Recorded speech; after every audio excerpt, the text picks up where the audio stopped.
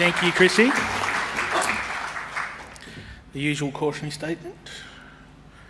Corporate summary. Now, look, there's not too many people in the room, so what I might actually do is get everyone to stand up for me.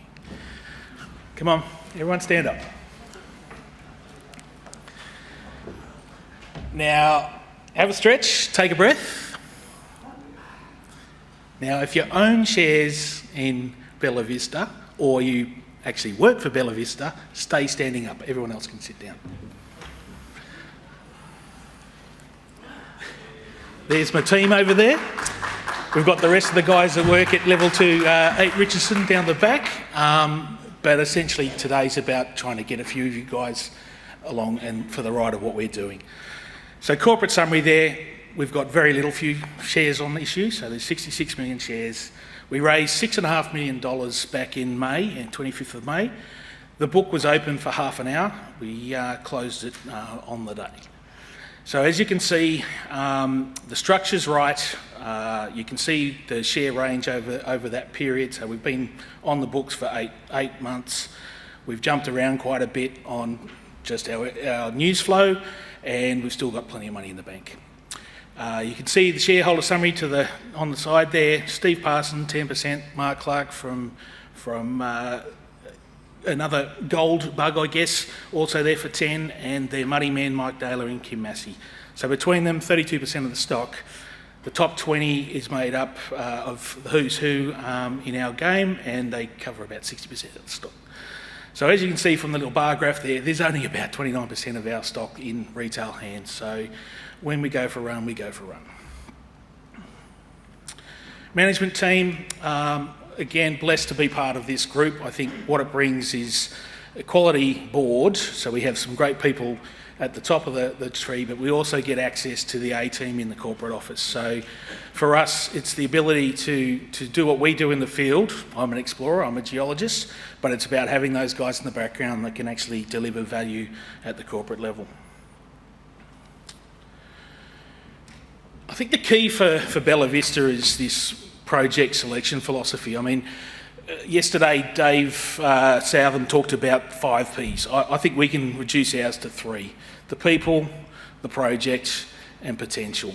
They're really the keys for what Bellavista is all about. We've chosen an area, it genuinely is elephant country, Chrissy. I mean, we're talking one part of the country that probably hasn't seen much work at all, but in the last 30 years, very little. So what that provides us is this amazing opportunity to get up there and actually see what's there. You know, just so you get some context, for us to get to our site at the moment, we head up through Meekatharra. That's our last bit of blacktop. We go probably about 60 k's to the north of that and jump onto the Ashburton Downs Road. It's a 6-hour drive to camp.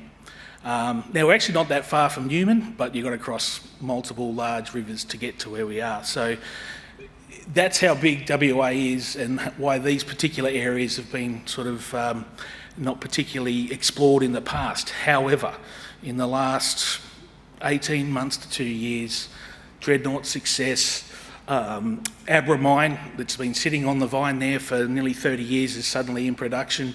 So this area is the last bastion. This is the place where the big discoveries will be made, and we're lucky enough to have a good, decent block of land in that part of the world.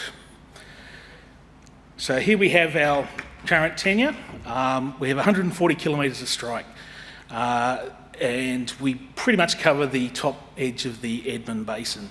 We've also recently bookended Abra mine. So Abra sits on one side of a large granite intrusion. I'm sure there's a laser on this thing. Granite intrusion sitting in here. We've just picked up a huge tenement to the east of that, which is the bookend. Same geology, same rocks, and we believe there's probably something similar over there. So let's just drill down to our important project and what we've been up to date. Now, when I say elephants, it's important for you to get this into context. We don't drill our holes 50 metres apart, we don't drill them 100 metres apart. These holes are over 1 kilometre apart.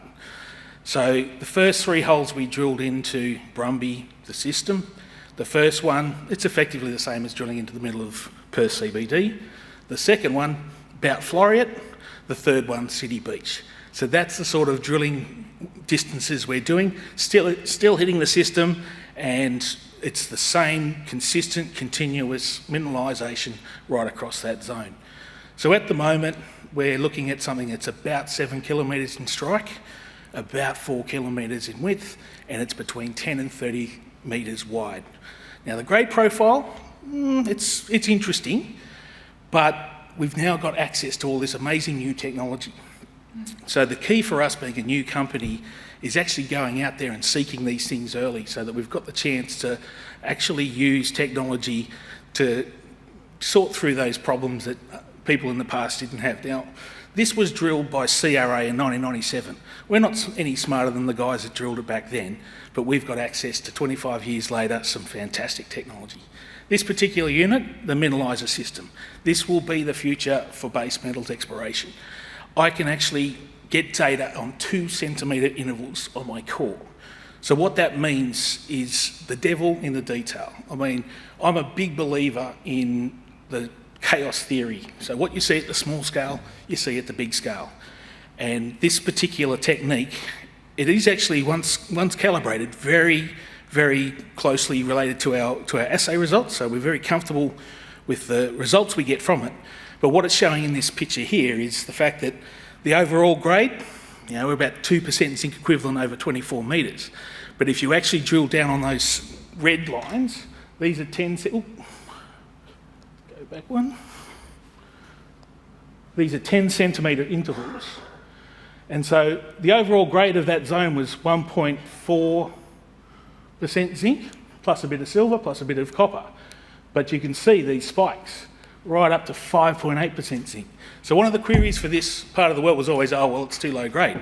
But we've just shown that there's actually high grade zinc mineralisation in the system. We can't assay for silver, but we know it's probably fairly correlated to that as well. So suddenly here we have a 7 kilometre long, 4 kilometre wide system that's now got high grades present. So I'm not saying it's there yet. We've got a very big system, so we need to look for the smoke, beyond the smoke for the fire. But ultimately, this system is so big, it'll have a B after it when it comes to tonnage. Whether that grade profile we can get closer to 5% zinc equivalent, fantastic. But this is the next sort of big base metal discovery, we believe. The other thing we're tapping into is we've trialled a passive seismic survey. Now, the issue with these sorts of things, we know we've got a football field here, but where are the goalposts? So we need to find a technique that we can use that gets us down to that level quickly, because to go out and drill kilometre after kilometre trying to find the edge of this system, that's going to be expensive. But if we can find a technique that hones us in. So we did a trial using a system that's effectively the original style. It took us 8 weeks to do the work. We still haven't got the final results back. We're looking at using the fleet system, which is real time. It'll deliver information as we do the survey. So that allows us to really expand on our project. The other thing that's turned up by just having boots on the ground is there's a whole lot of copper in this system that's not part of the main SEDEX. It's higher, it's near surface, there's lots of oxides floating around. We don't even know what this means yet, but the beauty of this part of the world is there's big elephants up there and we reckon we're onto them. So the last 8 months, we've drilled 6,000 metres. A lot of that was diamond. We've confirmed continuity across the system. We've found new copper targets. We've trialled the passive survey. We're about to jump into phase 2. Well, we've done phase 2 RC. We're about to jump into phase 2 diamond. There's the snapshot. Here's our little lizard from our camp. And they're the key reasons why you should be investing.